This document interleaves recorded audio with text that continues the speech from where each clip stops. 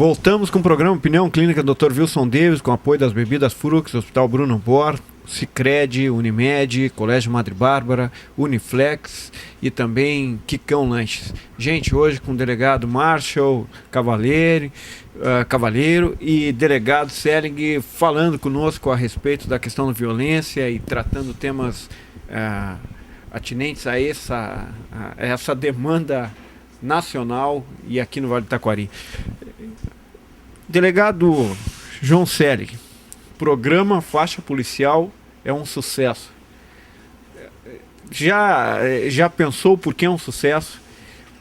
As pessoas, talvez porque gostam de ver sangue, gostam do maléfico, ou porque as pessoas não tem nada a ver com gostar, estão vivendo na pele. Afinal de contas, como é que João Selig se acha naquele programa com tanta coisa e estourando no Ibope?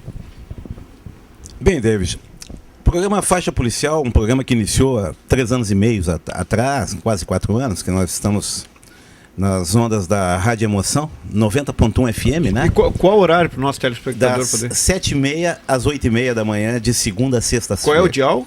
É 90.1 FM. Olha aí, ó. Rádio Emoção. Bem, a verdade é que esse programa se criou com a ideia de trazer à comunidade, aos ouvintes de rádio, em especial, ocorrências e, em cima das ocorrências, dar uma opinião, fazer as críticas com relação ao que está acontecendo, o que vai acontecer depois, trabalho da polícia, o encaminhamento ao judiciário, o encaminhamento a presídio, essas ideias todas, baseada, claro, na experiência que tenho, 40 anos de função, de trabalho. Por que da audiência? Por que o programa pegou da forma que pegou? Simplesmente porque ali as pessoas estão ouvindo alguém falar o que eles gostariam de falar.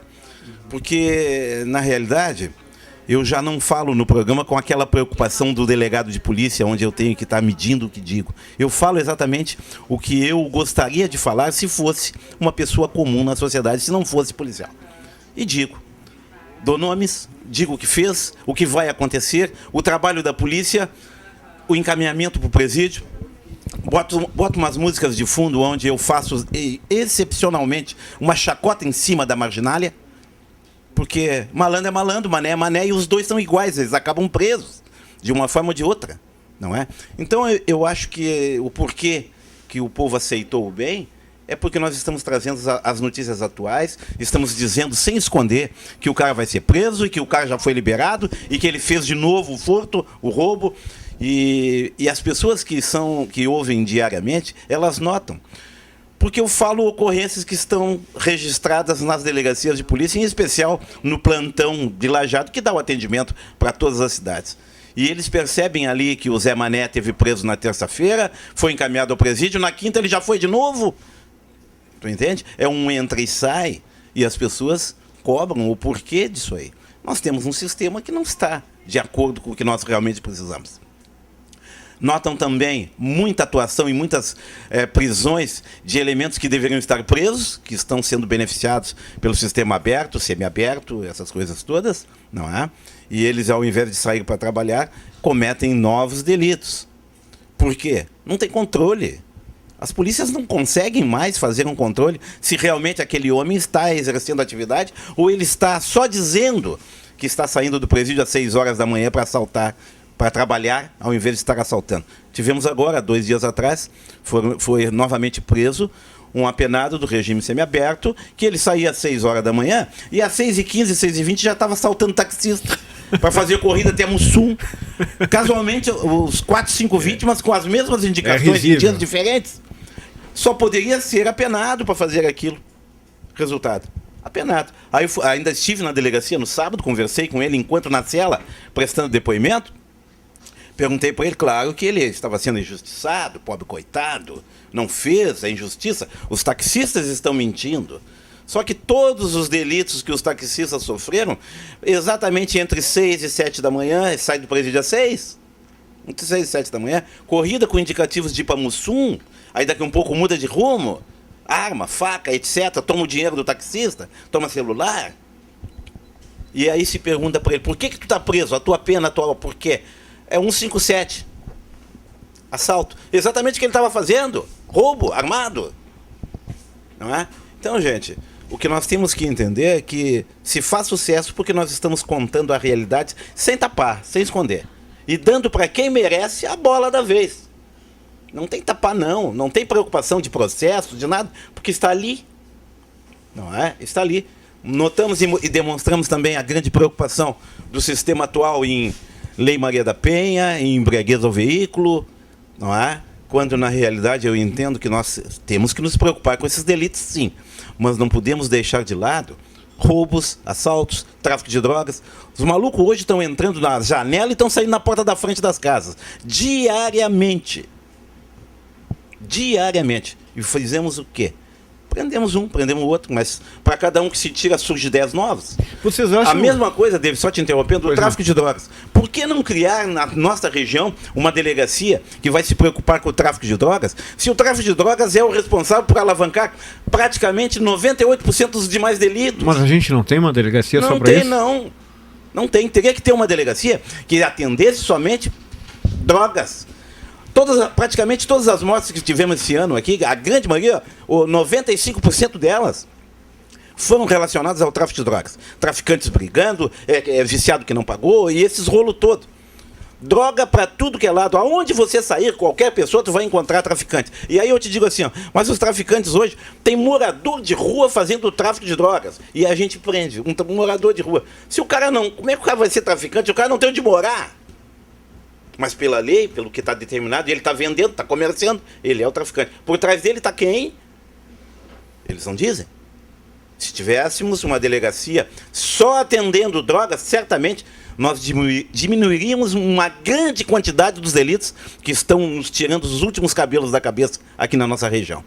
Eu queria, antes de te interromper, só para perguntar, tocas na questão, delegado, da Lei Maria da Penha e também da Lei Seca e tal. Vocês acreditam que o combate a isto, a projeção nacional a isso, é muito melhor do que contra crime de drogas, contra o latrocínio, etc, etc? Acreditam que Lei Maria da Penha, Augusto, delegado, e a Lei Seca, por exemplo, alcançaram um status, um certo glamour, assim, na questão da mídia, do combate, que outras violências até maiores, talvez, né? Não desmerecendo, que bom que elas alcançaram isso, mas que outras deveriam estar no mesmo patamar?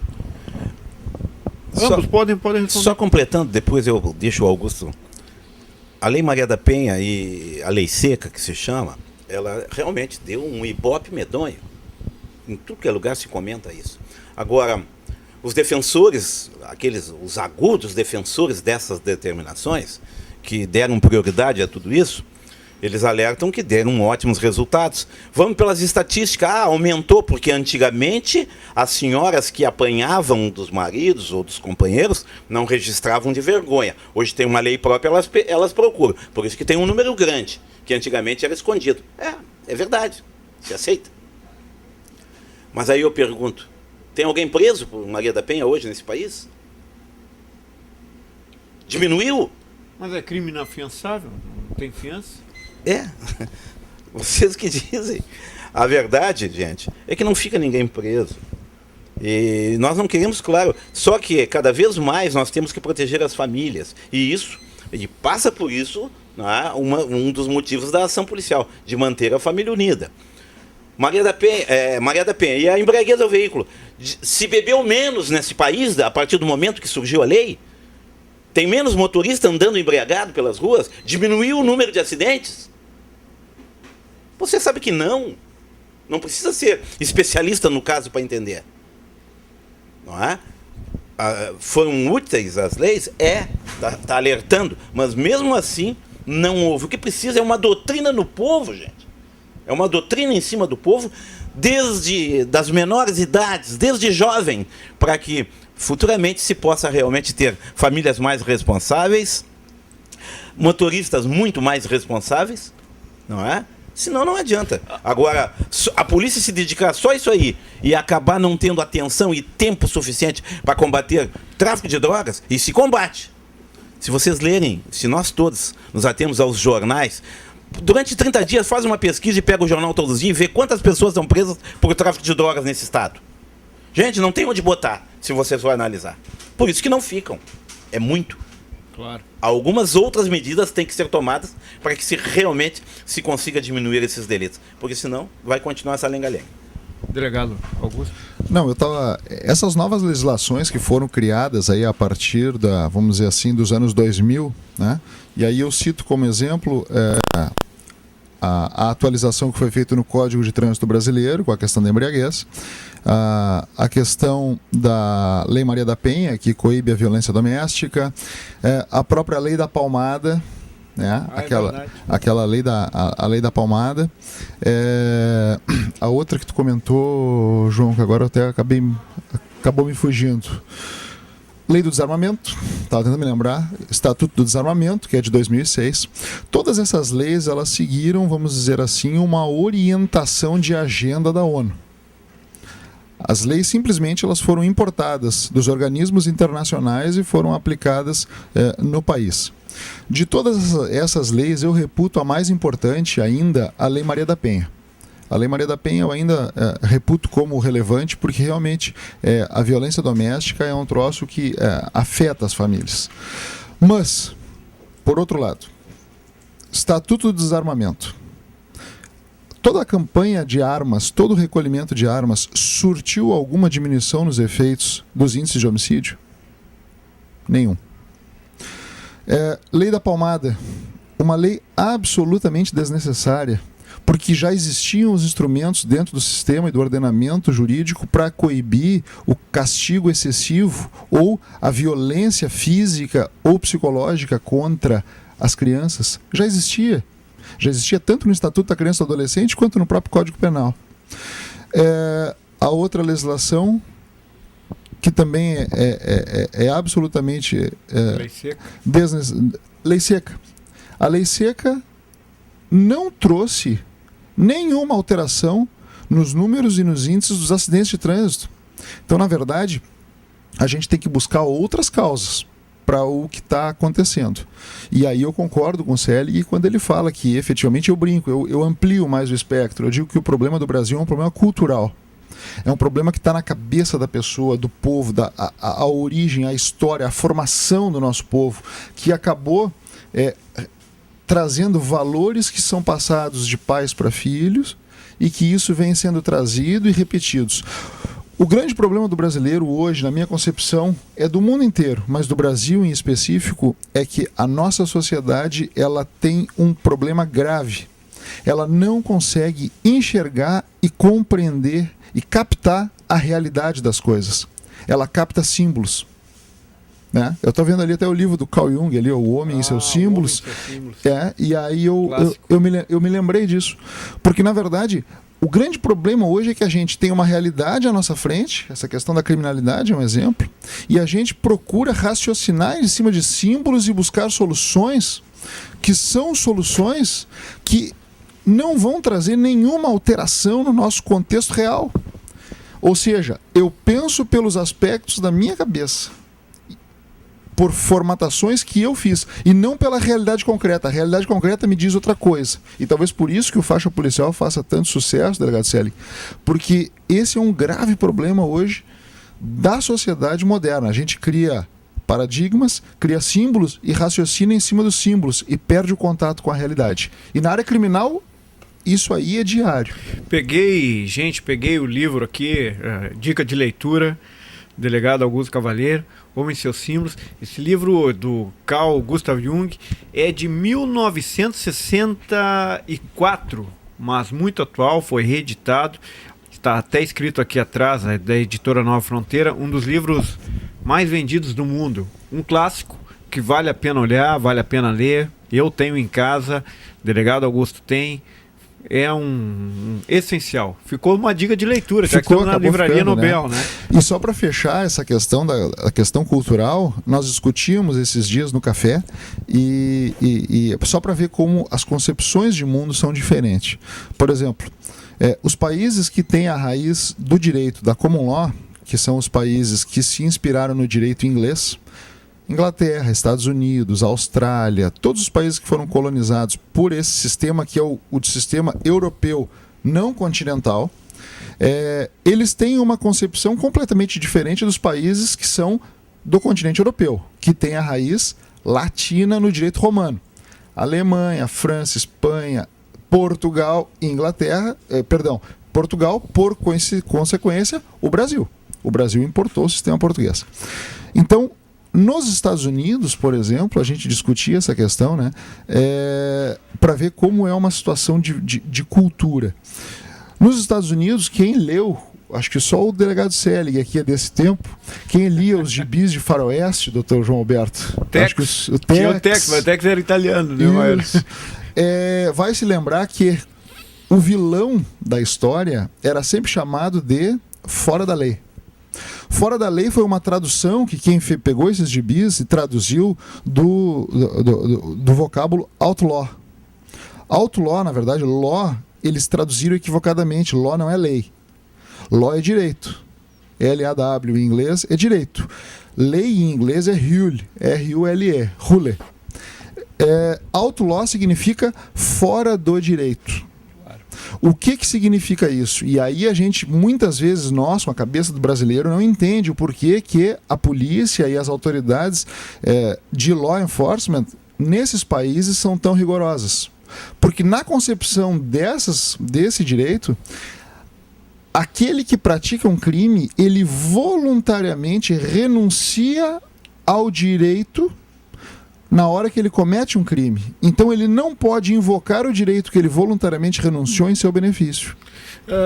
Delegado Marshall, dentro desse raciocínio do delegado Augusto, e seguindo o raciocínio do delegado Selling, acredita em que no Brasil as pessoas reclamam muito de seus direitos, mas agindo fora dos princípios democráticos, da responsabilidade civil, eles deveriam perder esses direitos e não ser alegado. Por exemplo, eu vejo, gente, aqui eu tenho que ter um cuidado até como alguém que escreve sobre algumas questões relacionadas à dignidade humana, à inviolabilidade da vida humana, que direitos humanos são direitos essenciais, né? Qualquer nação desenvolvida vai defendê-los.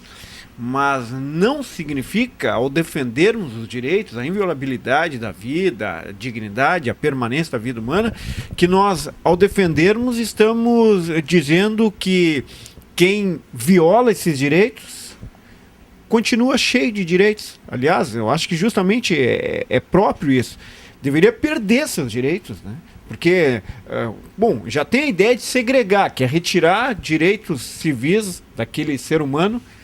Mas esta baderna, como o delegado Selig diz, de entra e sai, virou, parece que estão visitando hotel, faz com que as pessoas reclamem, até nas delegacias, eu acho que vocês sofrem isso, muito como dizias, reclamem os seus direitos e acabam não sendo punidas porque o Estado está mais preocupado em preservar direitos do que punir? Eu concordo com isso e não é um pensamento exclusivo nosso, isso já tinha um autor, quem estuda o direito e quem leu o direito vai conhecer ele, que é Günther Jacobs, que ele já dizia que o direito penal do inimigo, ou seja, para aqueles que se colocam voluntariamente à margem do ordenamento jurídico, à margem da lei, eles não podem se valer dos direitos que eles violaram. Eles não têm as mesmas garantias, seja durante o processo, ou seja, até mesmo na pena mais rigorosa, do que aqueles cidadãos que estão dentro do direito e que respeitam o direito. Eu acredito que, obviamente, toda a violação desses direitos humanos ela é grave, mas há condutas delitivas, há crimes muito mais graves do que certas violações, e esses crimes, quando cometidos, por exemplo, um homicídio qualificado, um estupro, um latrocínio, que é o roubo seguido de morte, eles deveriam ter esses direitos diminuídos. Os criminosos que cometem esses crimes deveriam ter certos direitos, podemos dizer até certas benesses durante o processo penal diminuídas. O prazo penal diminuído, a quantidade de recursos. Hoje qualquer processo penal tem uma infinidade de recursos que pode fazer o processo se arrastar por anos e anos, chegando até a Corte Suprema. Então, essas condutas mais gravosas na minha concepção, deveriam ter esses recursos, enfim, todas essas benesses do processo reduzidas. Entra aí também, vocês não sei se concordam, o crime colarinho branco, como ficou tão famoso nos anos 2000 no Brasil. E está tão em voga agora, né, com todos esses escândalos de corrupção aí, espocando em vários estados, Operação Lava Jato, enfim. Eu acho que esse crime também, porque ele lesa não um sujeito determinado, ele lesa uma coletividade, ele lesa a pátria como um todo. Então esses crimes também poderia se estudar, né, uma redução dos benefícios que a lei... acabar também com aquela palhaçada do fórum privilegiado, né?